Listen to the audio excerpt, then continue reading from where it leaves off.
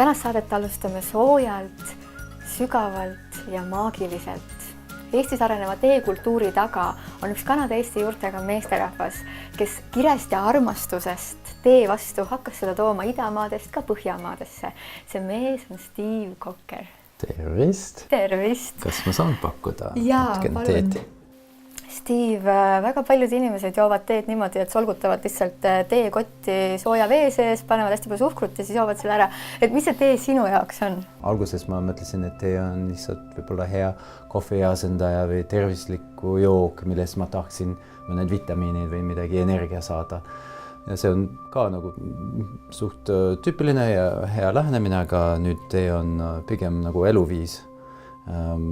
Ja minu õpetaja. Sa ennem ütlesid, et need tassid on 300 aastat vanad ja siit on juba joodud teed sajandeid.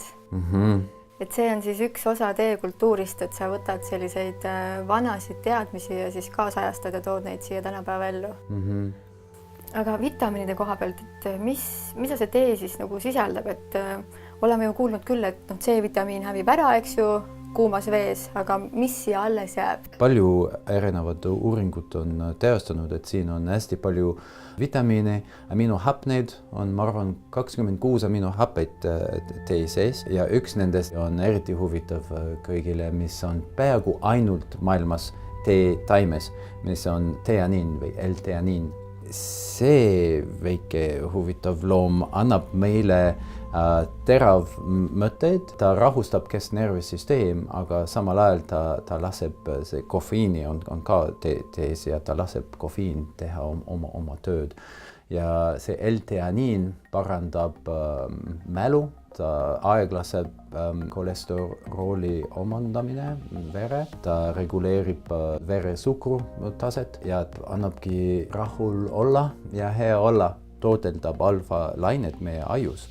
Ja seda ka toimub meditatsiooni ajal. Tee on nagu meditatsioon tassis või zen tassis, aga ebakonkreetsed asjad on juba nagu esoteerika ja seal on juba see maagia. Ja see on alguses ei ole eriti arusaadav ja mulle ka aastaid, ma olen nagu Euroopa inimene, väga nagu meeldib siuksed, nagu mis need ained on ja kalkulatsioonid ja mis komponentid ja keemilised sisu ja nii edasi, aga ainult pärast seda ma kohtusin tee nagu tark taimena. Ja võib-olla Eesti kultuuris see ei ole nii nähtav, aga tegelikult maailmas inimesed joovad teed rohkem kui kõik teised joogid. Mulle meeldib see, mis sa ütled, et taimed on meie sõbrad. Ma alati olen arvanud, et loomad on meie sõbrad, aga taimed on ju ka tõesti. Ja, nad toetavad meid, nendel on sõnumid, mida nad tahavad meile öelda, nad tahavad näitada, ma arvan ka üks osa meist, kes me oleme tegelikult. Steve, sinu elulugu on märkimisväärne, seda ei anna kõike ära rääkida. Venemaal, mööda maailma, Taiwanis õppisid teemeistriks, kirjutasid Lonely Planetile. Mis see tähendab, et sa oled nüüd teemeister? Või näiteks, kui tuleb inimene ja kõige klassikalisem, et ma tahan leida nagu elus harmooniat ja tasakaalu, mis nagu ühtlustab ju väga palju probleemid tegelikult ära. Et mis sa siis teed? Me otsime teha mingi hea kontakt inimese ja teega. Mis on täpselt see tee? Ma ei usu, et just see on kõige parem tee, punkt. Ei, see võiks olla kõige parem tee sulle täna, aga võib-olla järgmisel nädal sa oled hoopis teine. Steve, sa kallasid meile nüüd siia ühe tee. Mis tee see on? Nüüd me joome üks sellest aastat kevadel korjatatud Hiina roheline tee. Junmin on see nimi. Tere, Junmin. Tere, mida sa tahad meile öelda? Peame kuulda. Aga mis see puer tähendab? Puer on üks teekategooria, kirjutatakse niimoodi. Tegelikult see on kääritatud teed, siis see on hoopis teistmoodi teha. Teised teed ei ole kääritatud. Muste on oksudeerunud 100%, et sellepärast on selline värv, aga see läheb nagu bakteriaalne käärimise protsessi, kui võtatakse ja tihti pressitatakse kokku nagu briketis, ma tõi seda näiteks. Hästi õrn mullalõhn. Jah. Nii huvitav. Just seda tuleb 90-ndatest aastatest. ja kui inimene võtab tee, mitte ainult nagu jook või tervisliku viis, aga nagu tee, eesti keeles tee, nagu the path, nagu oma dao või nagu õpetaja või tarktaimena, rada. Siis tihti me läheme nagu pueri poole, kui räägime teerännakust, siis tihti see on pueri või laagertunud teised teed nagu oolongi teed. Kuidas sina teed, kuidas sa valmistad seda? Kui südamega või intuitsioonidega või tunnedega teed ja selle sooviga, et teenindada teist või anda midagi head, tervislik armastus läbi teetassi teistele, no siis tegelikult see on nagu juba perfektne tajuslik teed. Mina eelistan näiteks teha teed suhteliselt väikses kannudes. Et see kõik on väga miniatuurne. Nagu tema jaoks. Mõned teetassid on hiiglaslikud. Ja. Ma olen segaduses. Juba. On 2 erinevad valmistamise stiilid. Üks on, ütleme, Aasiast või idast, üks on nagu läänes. Ida stiilis on pigem suhteliselt väike veekogus, suhteliselt palju teepuru. Kui ma paneksin sama kogus suures teekannuses, siis see oleks nagu lääne moodi teha ja siis ma lasen seda tõmmata 5 minutit näiteks 1 liitri kaus. Aga siin ma lasen seda tõmmata 20 sekundit, 30 sekundit. Me joome ja siis ma teen teist 20 sekundiga, siis 3. võib-olla pikem ja 5. ja 10. ja 15 korda ka. Maitsed ja tulemused ja muutuvad iga tõmmise järel.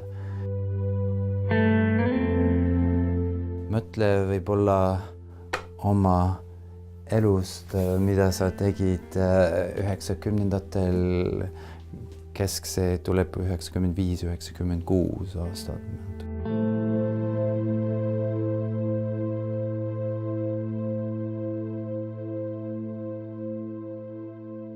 Nüüd sa kallad selle täitsa ära. Miks? Et ma nüüd... mõtlesin, et tee sai valmis. Kahjuks ei. Mis sa tegid ja miks sa selle ära kallasid? See oli, ma tahaksin sinu reaktsioon testida. Ma juba hakkasin haarama. Et sa tegid nagu selle tassi siis nüüd soojaks ja... Ja, seal oli ainult vesi ja see esimene, ütleme, loputamine. See oli nagu see esimene tõmmis, mida kallatakse ära, aga nagu loputamine. Et kui see on niivõrd kõvasti kokku pressitud, see loputamine aitab avatada vaikselt ja pehmelt.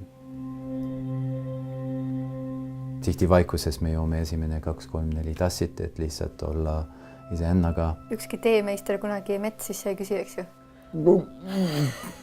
Siis ma näitan, kus uks on ja ütlen aitäh, et tulisid. Ei. Ja ei ole mett ega sukrut ega piim. Ja, mitte eriti. Aga proovi. No proovime.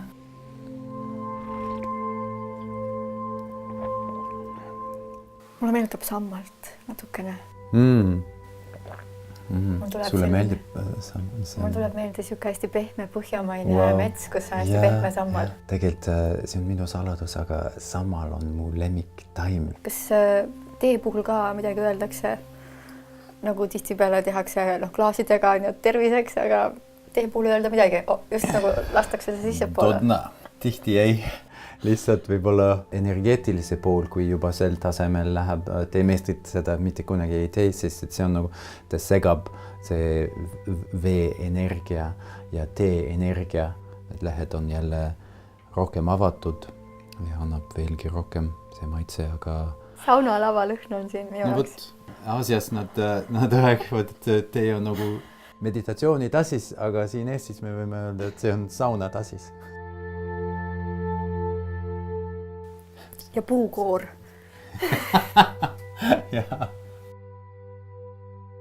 Minu jaoks nagu vanad raamatud kuidagi. Mõtle, kui huvitavad maitsed. Mis meil siin oli sammal, mets, puukoor, vanad raamatud, saunalava. Et kui sa lähed poodi, siis sul on tavaliselt kas roheline, must või punane, puuviljane, piparmünt, aga siin... ja, väga eksootilised maitsed. ja see ei ole nagu magus, happu, see on pigem nagu emotsioonid. Eriti neile, kellel on probleem mediteerima kogu aeg regulaarselt. Väga lihtne viis on võtta hea elav teed ja juua 2-3 tassid hommikul ja sel ajal ainult juua seda teed ja lihtsalt alustada oma päev niimoodi. Siil, aitäh sulle! Palun. Veganeid on maailmas väga mitmeid erinevaid sorte. Ma ausalt ei ole isegi täpselt kokku neid lugenud, aga mul on siin tark tütarlaps Kadri Sikk, kes on Eesti Vegan Seltsi arendusjuht ja teab täpselt, milliseid sorte veganeid me siis Eestist võime leida. Mul tuleb endal pähe 3 sorti. Nii. Lacto Ovo Peski. No need on vegetaarlased, mitte veganid. Et kui me räägime veganlusest, siis veganlus on mitte ainult toitumine, eks ole, et veganlus on ikkagi sotsiaalne liikumine, mille eesmärk on lõpetada loomade tarbimine inimeste jaoks. Ta väljendub taimetoitluses, et kui me vaatame toidulauda, siis ta väljendub taimetoitluses, kus ei tarbita mitte midagi loomset. Veganlusele kõrvale siis on vegetaarlus, et seal on nüüd erinevaid nii-öelda liike, et oleneb, kuidas keegi kutsub, et nagu sa nimetasid juba need võib-olla esmapilgul keerulise nimega, et lacto ovo vegetaarlased, peskitaarlased ja nii edasi. Et sama inimene mõtleb, et aga kui ta on taimetoitlane, siis ta ilmselt on taimetoitlane, küll aga kui ma lähen restorani, siis enamasti taimetoidu all serveeritakse mulle ka lehmapiima ja muna, mis ei ole ju lehm, ei ole taim. Et täiesti arusaadavalt on ühiskonnas segadus. No taimetoitlus on tegelikult selline sõna nagu ütleb, et sa sööd justkui ainult taimi, aga seda mõistetakse natuke laiemalt ja ega ma olen isegi seda teinud, et enne kui ma veganlusse jõudsin ise, ma mõnda aega rääkisin endast natuke nagu taimetoitlusest.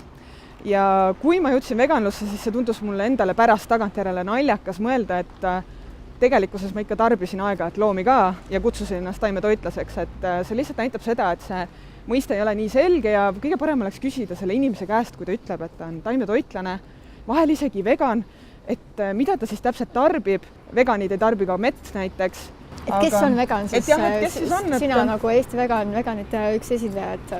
No mina näiteks siis lähtun võimalikult veganluse põhimõtetest, et mitte üldse tarbida loomset nii palju, kui üldse on võimalik, kaasa arvatud siis mitte käia tsirkustes, loomaaias, mitte tarbida riietusesemetena ja nii edasi. Ma viskaksin sulle õhku veel selle maailmavaate teema. Mulle meeldib, et sa nagu vaatad seda laialt, et on sotsiaalne liikumine. Minu meelest veganism on vägivallatu maailmavaade. Ehk siis, et sa kasutad seda ka, ma ei tea, laste kasvatuses, iseendaga suhtumises, et sa oled nagu hästi avar ja sa oled valmis vastu võtma neid erinevaid siis mitte kellegi teisega iseenda ära kasutamist. Ma lisaks veel mõõtmeid juurde siia. Jaa, absoluutselt ja täpselt. Ja niimoodi rääkides tulebki nagu leida, et mida kellegi jaoks veganlus täpselt tähendab, kus tema jaoks lähevad nii-öelda piirid, mugavustsoonid, et kas kui jõuluvana toob villased sokid, sest jõuluvana võib-olla ei tea, et villased sokid ei ole vegan. Näide elust enesest, et siis mõni vegan... Bambussokid siis ilmselt? No näiteks, et võib ju olla variant, et siis see sõltubki sealt, et kuidas kellelegi piir läheb, et kes siis saadab jõuluvanaga tagasi või kellelegi teisele need sokid. Kes see lacto vegetaarlane on? Lacto vegetaarlane on see, kes tarbib ka piimatooteid. Et need siis eesliited viitavadki sellele, et mida tarbitakse. Et ovo vegetaarlane siis tarbib ka muna, pesketaarlane siis sööb kala. Ja siis erinevad variandid seal. Muidugi leidub ju veel nimetusi nagu flexetaarlane. Kes see on? See on siis see, kes võimalusel eelistab taimetoitu, aga kui peaks juhtuma, et see ei ole kättesaadav, siis on valmis ka sööma loomseid tooteid. Reductionist?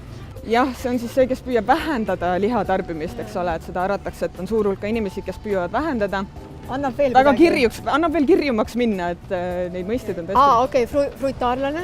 Fruitaarlane sööb ainult puuvilja. Okei, ja siis on see veel toorvegan ja lihtsalt vegan. Toorvegan, lihtsalt vegan. Taimetoitu ja kes sööb siis elustoitu. Jah, et kui vaadata ainult toidulaua, siis võib tõesti minna juuksekarva lõhki ka ajama vajadusel.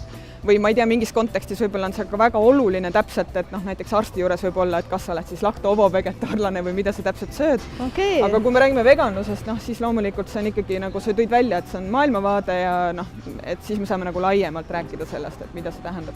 Kadri, aitäh sulle selle tutvustuse eest, et milliseid veganeid meil maailmas on ja Eestis tuleb välja, et on ka täitsa okei vegan olla.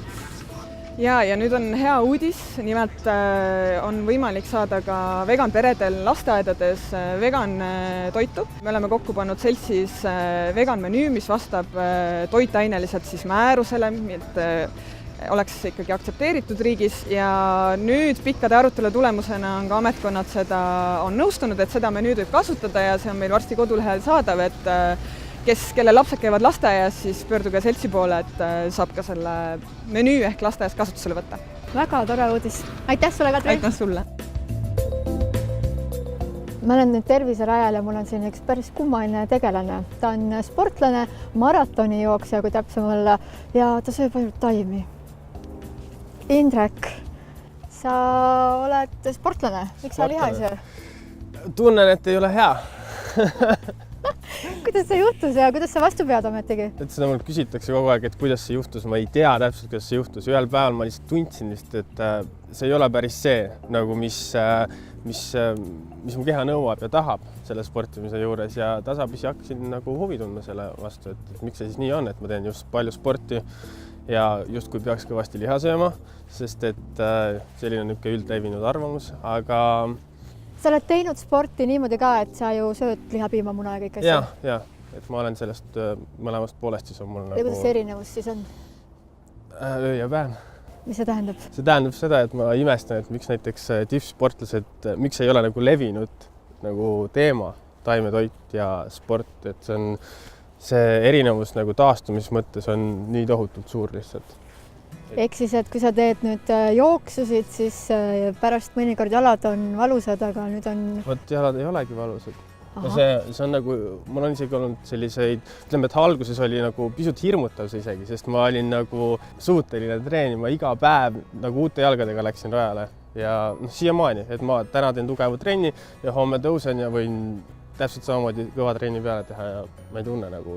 Ehk siis, et see piim, happe ja minilihase jõgedid ma ei tea, mis seda taastumist nagu nii hästi soosib, aga midagi seal on. Indrek, palju sa üldse jooksed päevas või nädalas või kuidas sul see trennigraafik on? Püüan iga päev joosta, püüan iga päev 2 korda joosta. Praegu on selline rahulikum periood, et nagu võistlusaeg on läbi ja hakkab uue hooaja ettevalmistus, et praegu ma jooksen 1 kord päevas, üritan vähemalt joosta, aga kui nüüd hakkab jälle see ratas käima, siis hommikujooks ja õhtujooks. Ja... No 10 tuleb ära või? Iga päev tuleb 20 ära. Iga päev 20? Ja, ma arvan küll, jah. Ja on ka päevi, kus ma niimoodi tunnen ennast nõrgemalt. Et ma võib-olla ei lähe. Et 140 kilomeetrit nädalas? No 100 kuni 150 kilomeetrit nädalas on mis seal vahet. Võiks öelda siis, et sa oled nagu Eesti Forrest Gump. Mis sa sööd? Palju süsivesikuid. Kus sa neid saad? Saia ju ometigi mitte. Saia ka. Puuvilja? Puuvilja, saia, riisi, tatart, läätsesid, makaroone vahel niisama. Quinoa. Jaa. Brookoli. Jaa. Palju valku. Aga valku ma taga ei aja kusjuures. Et minu valk tuleb puhtalt sealt süsivesikust. Selle kõrvalt, ehk mis see on, et riisist teda on, ma ei tea, 10%. Väga lahe, sa oled ka seda niisugust nagu tervikusku, et kõik, mis kasvab, sisaldab nagu nii valku ja kui sa sööd seda riisi, siis sa suurendad kaloraaži ja põhimõtteliselt kõike nagu saad kätte. Ja nii see töötabki. Ja et alguses oli raske, sest et liha on nagu hästi kaloritihke toit. Keha ei võiks kõht ei olnud harjunud sööma nii palju, aga nüüd mingi paari nädalaga, tähendab mitte nüüd, aga paari nädalaga, kui ma alustasin, et siis päris kiiresti harjus ära nagu suuri koguseid sööb. Sa toidulisandid ka kasutad või? Ma söön niimoodi, et D-vitamiini, kui meelde tuleb, B12 üritan nagu järge pidada enam-vähem ja rauda üritan ka vahepeal nagu igaks juhuks. Sportlased vist üldse seda söövad aeg-ajalt juurde. Kuna mu kõht nagu väga ei talu seda, siis ma väga ei kipu sööma. Sa võta siis pigem C-vitamiinilikud asju ja maasikaid ja arbuusi ja tomatid, ubasid. Rohelisi asju sööd? Ma püüan, aga... Mõned sportlased teadlikult boostivadki ennast hästi roheliste smuutidega. Ja nii on, aga ma üritan, aga ma siiski kuidagi kipub niimoodi, et ta on iga päev mul laual, aga niimoodi ekstra ma teda niimoodi tugevalt ei söö. Kui inimene, kes tahaks ka proovida kergemat ja mõnusamat taastumist spordiga, tahaks spordiga alustada, mismoodi nagu võiks läheneda sellele spordi ja vegan teemale? Paljudele see väga hirmutav.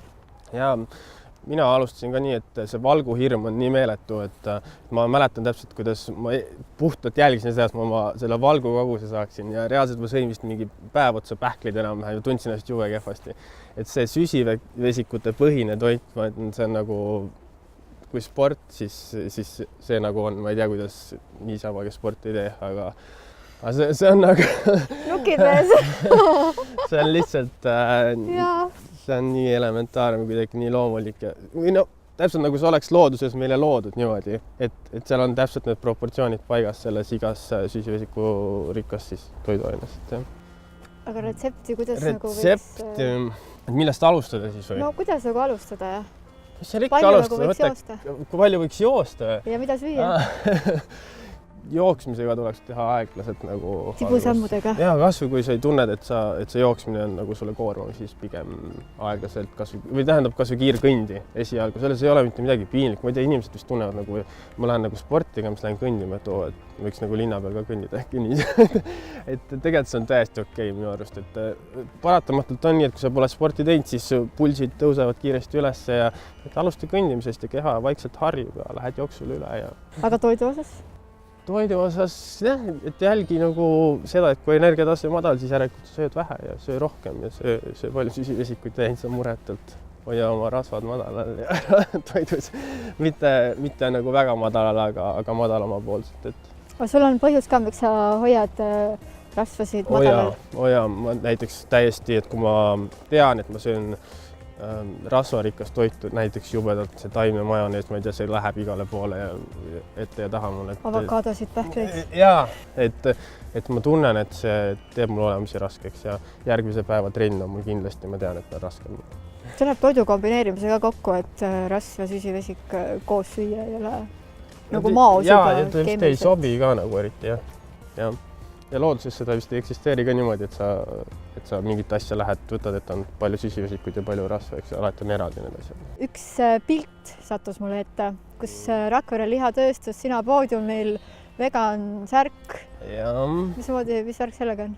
Läksin maratoni jooksma ja ma ei teadnud, et selle maratoni peasponsor on Rakvere lihatööstus ja mul õnnestus see nagu ära võita see jooks ja suur plakat oli selja taga ja Rakvere lihatööstus ja suure sloganiga, et kes sööb, see jõuab. No minu jaoks oli see natuke ebamugav, aga kokkuvõttes ta nagu kukkus nagu väga hästi välja. Jah, omamoodi hästi välja, jah.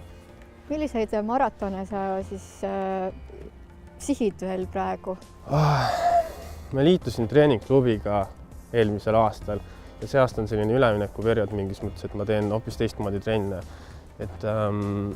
Et minu jaoks on veidike nagu hästi palju uut olnud see aasta, aga järgmine aasta ma loodan, et on nüüd see minu aasta.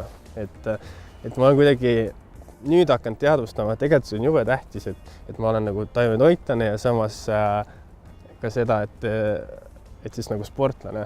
Võib-olla on kuskil 10 inimesi, kes mõtleb, et tahaks proovida, aga ei julge, et ma ei tea, kukun pikali surnuks. Mis sul maratonidest selja taga juba on või mis sa ise nagu pead oma sihukesteks ägedateks saavutusteks, millele sa uhke oled? Tartu linnamaraton just joostud siin 6 aega tagasi umbes 2 tundi 36 minutit. Olin seal 4. Eesti meistrivõistlustel C-maratonis olin 7. 2.40 jooksin ja siis juba 6 aega hiljem Tartus jooksin isiklikku rekordi, et see näitab ka, et see taastumine on üsna hea, et 6 aega 2 maratoni ja isiklik rekord üle, ma ei tea, 3-4 minuti vist. Maraton on 42 kilomeetrit, mitme tunniga sa selle ära jooksed? 2 tundi ja 36 minutit siin. Mis sul see kiirus on siis? 16+ kilomeetrit tunnis vist keskmist. Lähme teeme sporti, jookseme. Kui sa tahad rohkem teada müstilistest teedest, mine Ela hästi TTV Facebooki lehele, sest et Tšaado on välja pannud 5 kingitust, jaga Tšaado pilti ja võid võita. Samamoodi leiad Facebooki lehest veganlaste menüü, kui see sind huvitab. Järgmine Ela hästi saade on eetris 16. detsember. Ma jooksen praegu Indreku järgi, sest et muidu ta võidab. Tšau!